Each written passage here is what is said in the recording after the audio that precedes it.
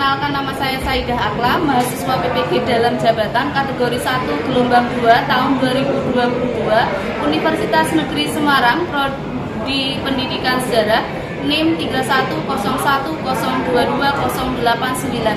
Pada hari ini saya akan melaksanakan praktik pembelajaran uji kinerja PPG dengan materi proses masuknya agama dan kebudayaan Hindu-Buddha di Indonesia yang akan dilaksanakan di SMK Negeri 1 Semarang. Wassalamualaikum warahmatullahi wabarakatuh.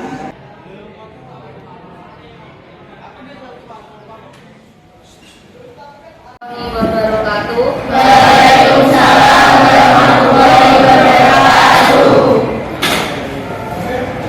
Sebelum kita mulai pelajaran hari ini, alangkah baiknya kita berdoa terlebih dahulu. Tolong ketua kelasnya disiapkan dan dipimpin doa. Jadi teman-teman, sebelum mulai pelajaran nanti kita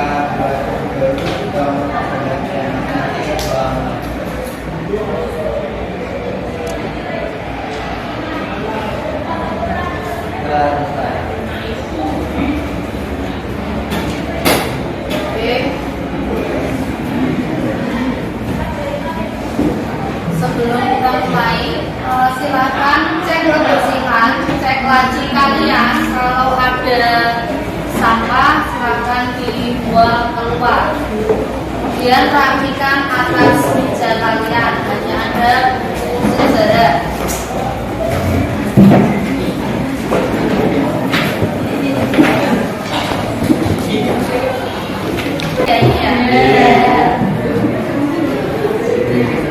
Aktiat Agustinus Aisyah Alesya Dela Amalisa Devia Daromsa Evita Wahyu Sintano Kumala Wildan.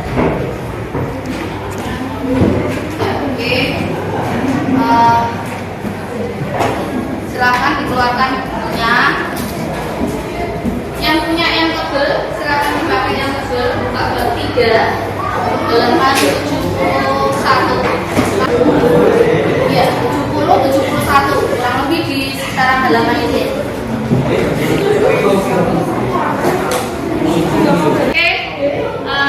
Kita masuk bab baru, masuknya pengaruh agama Hindu-Buddha di Indonesia. Jadi ini masuknya pengaruh agama Hindu-Buddha di Indonesia.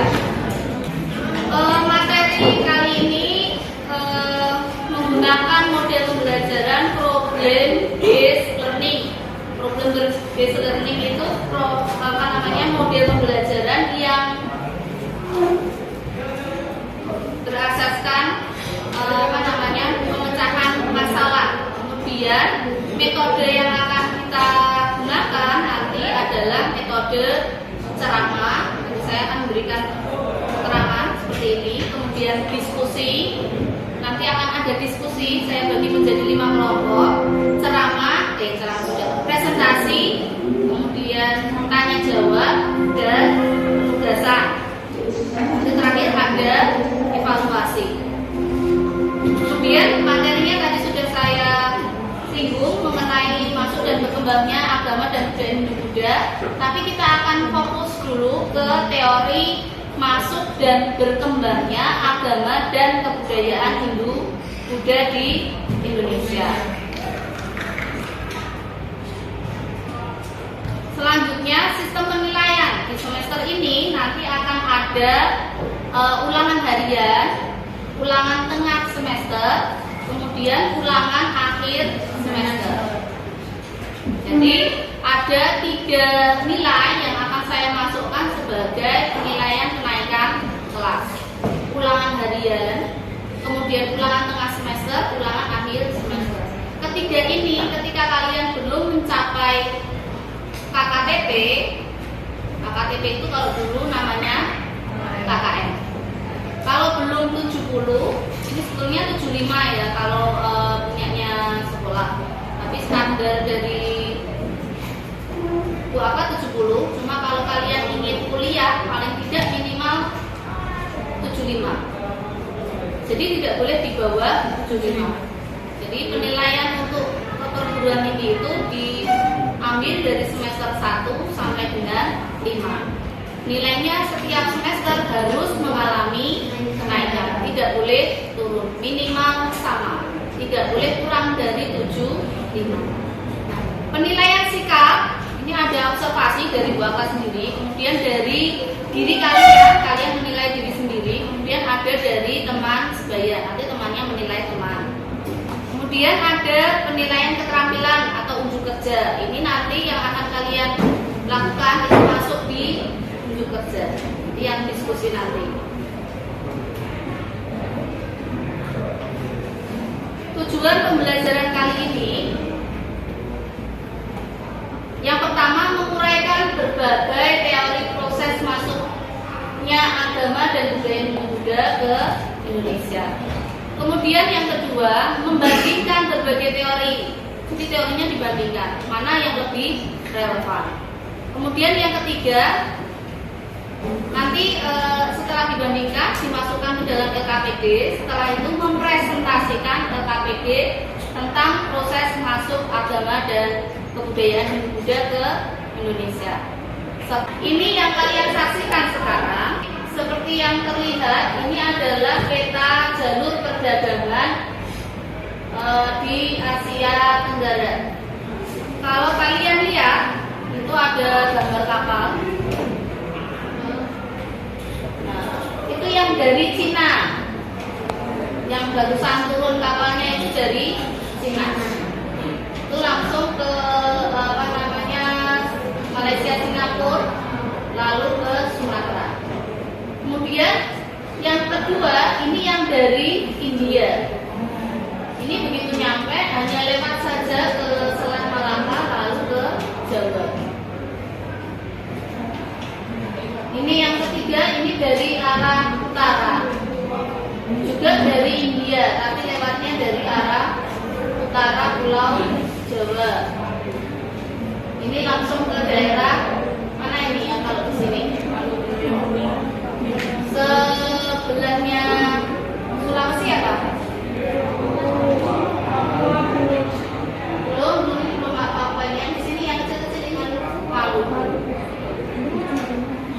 Nah, ini menandakan bahwa ada perdagangan dari mana tadi, negara mana? India dan China. Berarti ada pengaruh dari dua negara tersebut ya. Pengaruh dari kegiatan perdagangan baik dari India maupun dari Cina. Kita masuknya agama Buddha ke Indonesia. Kalau dilihat dari penemuan arca, ini kurang lebih diperkirakan masuk ke Indonesia sekitar abad ke-2 Masehi.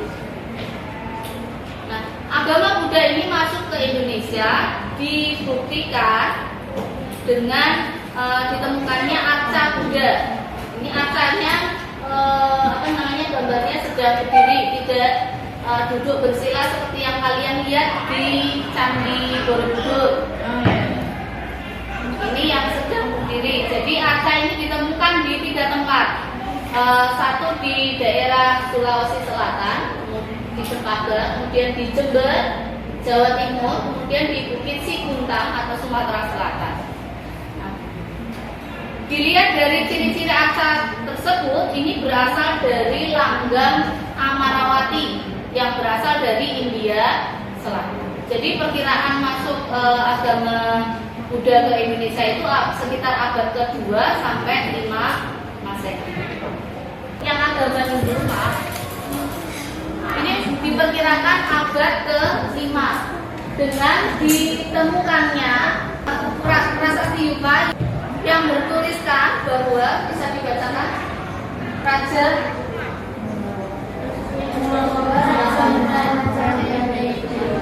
ya, memberikan apa ini?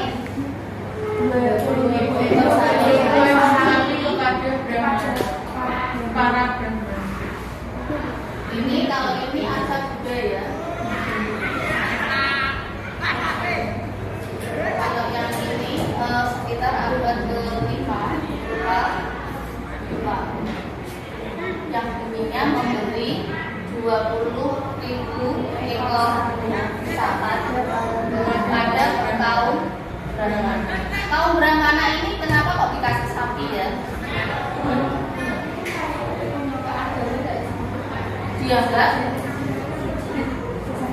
Dia suci kaum dari agama Brahmana ini. Yang dimaksud Brahmana ini kaum isinya pendeta, kemudian orang yang menyebarkan agama.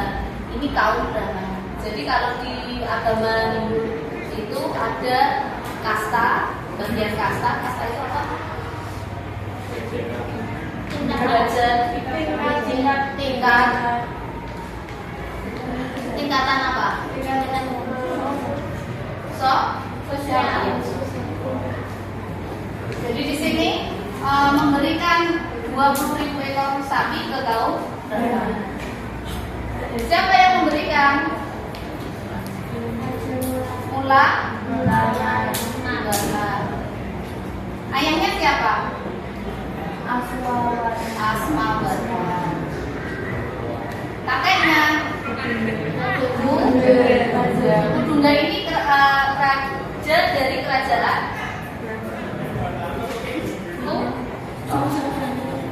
Kutai.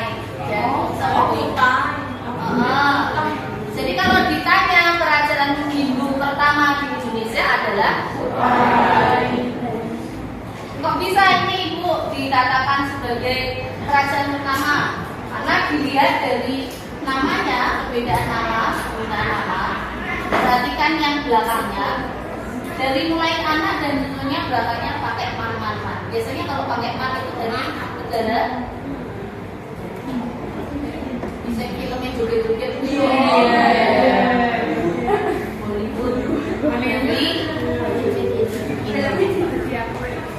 Nah, sedangkan ini masih mencerminkan kebudayaan nenek moyang. Ini kan ada perbedaan nama nih antara kok bapaknya kok nggak pakai man belakangnya, kok baru anak dan cucu. Berarti di zaman ini baru masuk agama Hindu, baru masuk pengaruh dari negara Hindu. Ini berikutnya di teori Hindu Buddha ini ada teori Brahmana, Dwaita,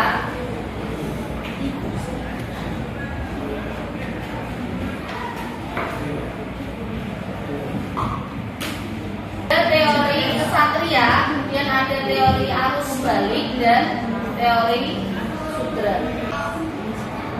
Problem statementnya ini nanti bandingkan berbagai teori yang ada, kemudian uraikan pendapatmu manakah yang lebih relevan sebagai teori masuknya Hindu Buddha di Indonesia. Jadi kelima teori tadi nanti dibandingkan mana yang lebih relevan.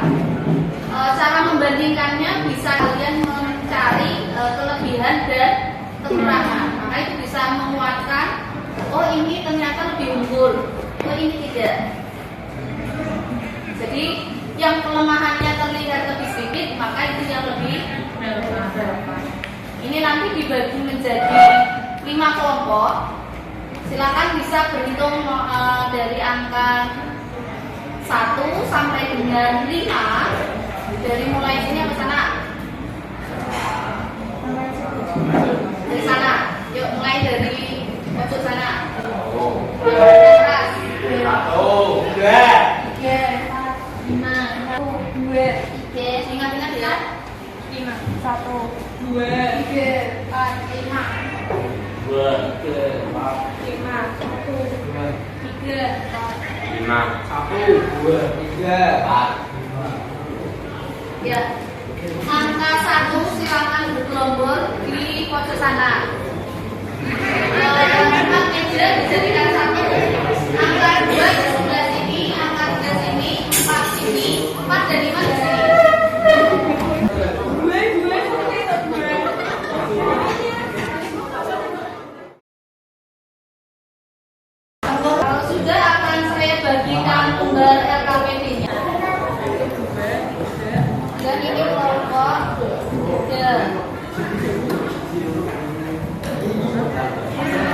Kemudian ini kelompok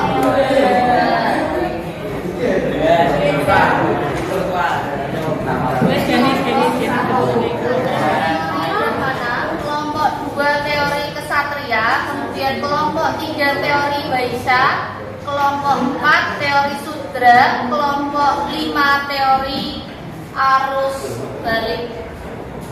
Nah, cara isi LKPD-nya silakan diperhatikan ke depan. Ini ya, yang kelompok, anggota kelompok kamu tulis masing-masing namanya. Kelompok, kemudian kelas, teorinya tadi apa dapatnya, kemudian anggota kelompoknya siapa saja. Terus langsung ke petunjuk cara pengisian. Bawa sendiri halaman 2. Tuh.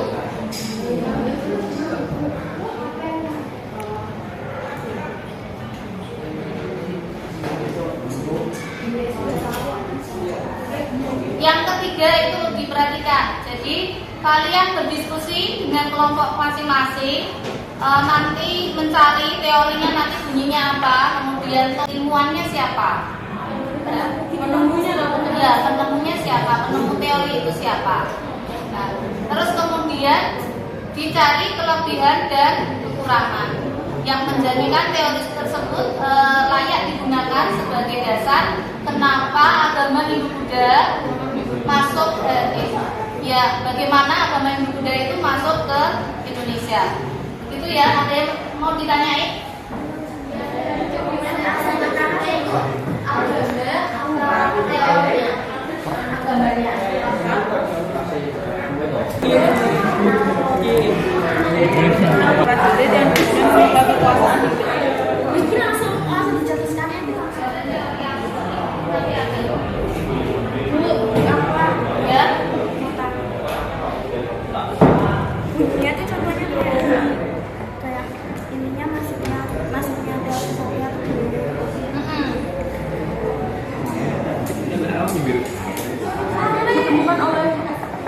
Ditemukan kan bilangnya didukung.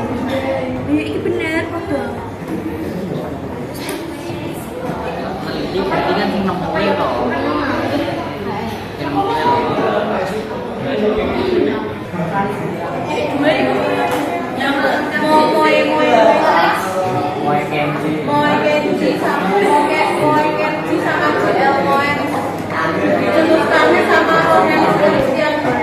Tapi kalau di sini yang dikemukakan SPK itu orang-orang India. Kalau dibuka sini ini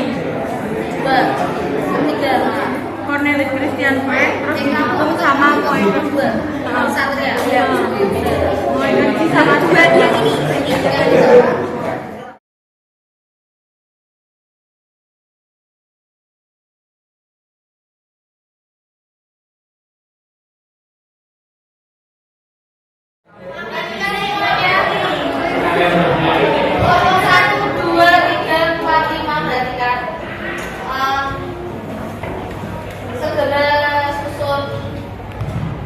Kemudian nanti kita akan undi siapa yang akan maju pertama kali.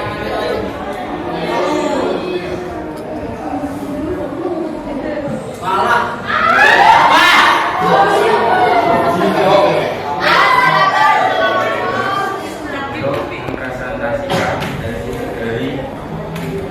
Diam ya. kelompok kami. Judul atau tema teori arus balik. Menurut teori arus balik bahwa masuknya pengaruh agama Hindu juga ke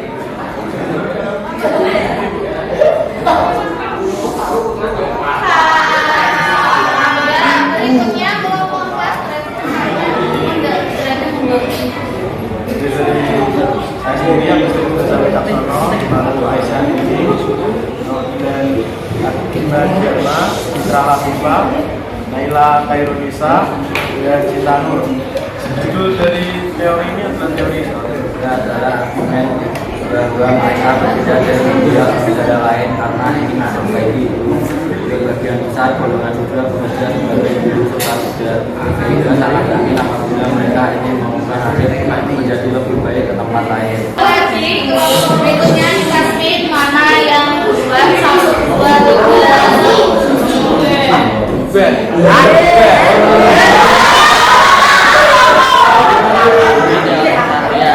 Kesatria menyatakan bahwa hidupnya agama dan budaya Indonesia dibawa oleh orang-orang pendidikan dari kesatria.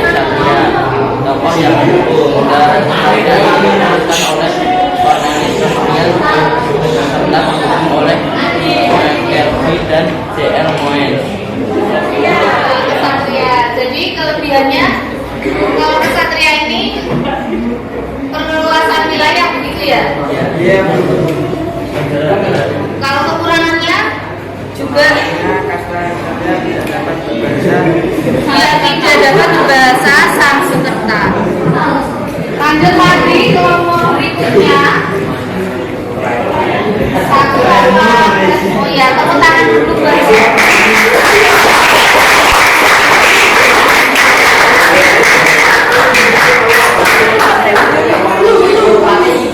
Lalu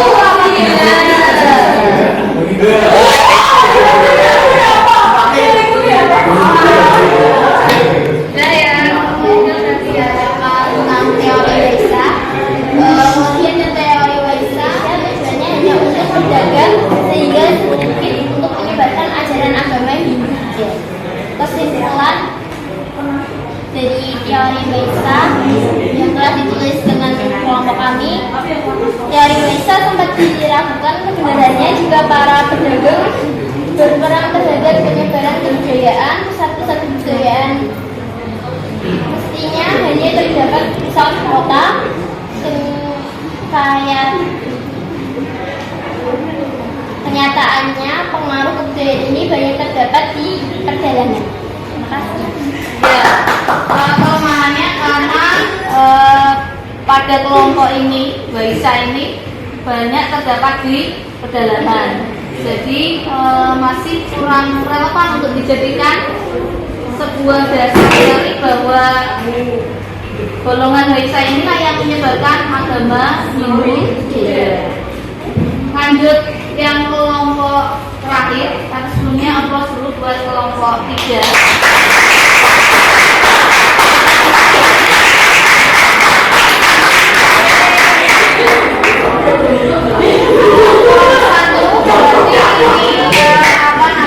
Teori Brahmana ya? Presentasikan hasil diskusi kami tentang teori Brahmana. Anggota kelompok kami ada Winda Maulana, Kevin Kristiana, Puspa Naga, Fania Sylvia Dewi, dan saya Maudi dan Cinta Dewi Aulia. Ini teori Brahmana menyatakan bahwa maksudnya dari kebudayaan di Indonesia pengusahaan bermula dari suatu fakta bahwa para pendeta dari kaum atau masa Brahmana mempunyai pandangan bahwa satunya dari kelautan sehingga tidak memungkinkan masyarakat Indonesia tanpa dan kelautan. Kesimpulan yang diperoleh dari kegiatan pembelajaran sesuai tujuan pembelajaran adalah teori Brahmana merupakan dasar karena kaumnya membaikkan Ya, kalau di teori Brahmana ini kelebihannya karena memang Brahmana lah yang menguasai tentang seluk-beluk agama. Sedangkan kekurangannya tadi mempunyai pandangan untuk menyeberangi lautan. ya ada pantangan bahwa dia tidak boleh menyeberangi lautan.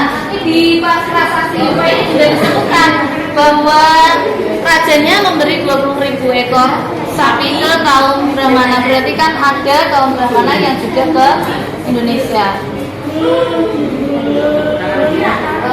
Aplaus buat kelompok 1.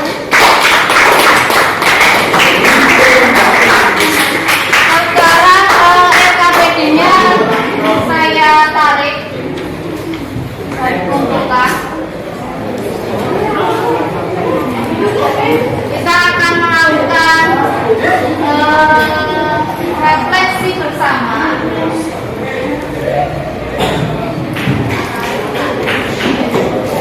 Ya, seperti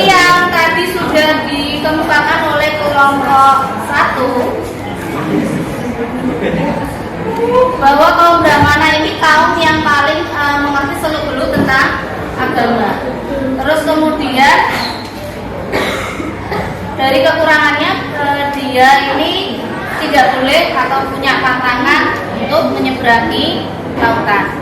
Sedangkan yang teori berikutnya yaitu teori kesatria,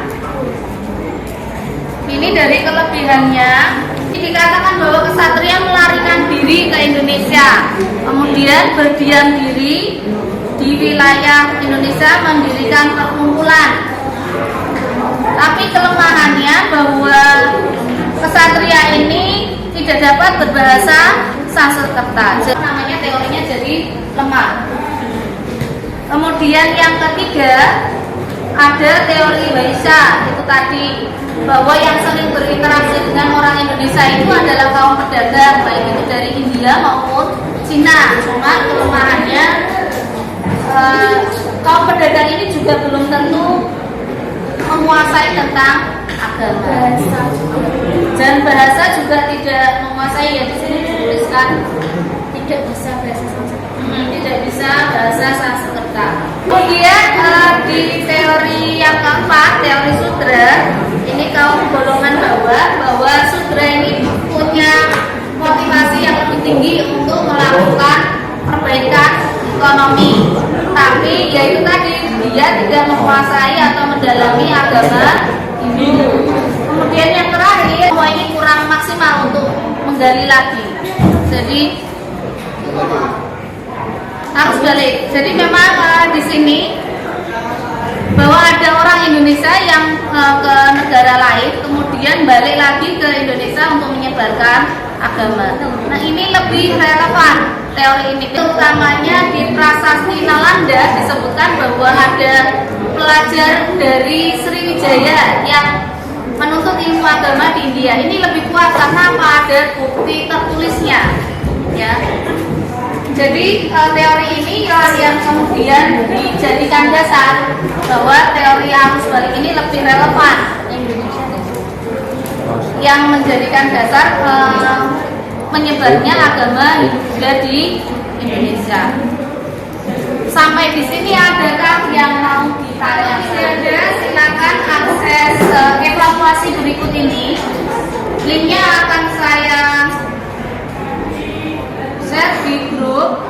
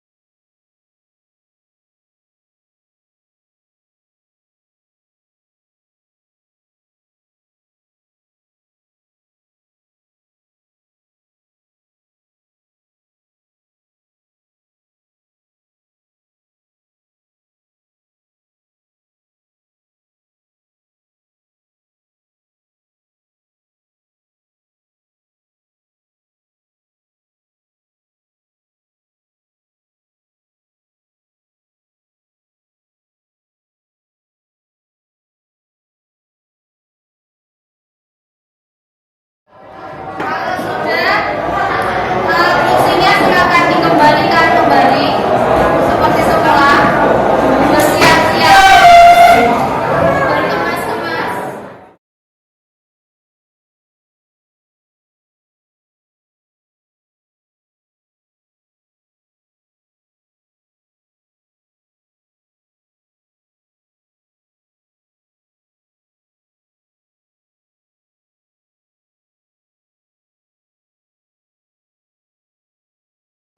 Sudah, silakan dipimpin doa.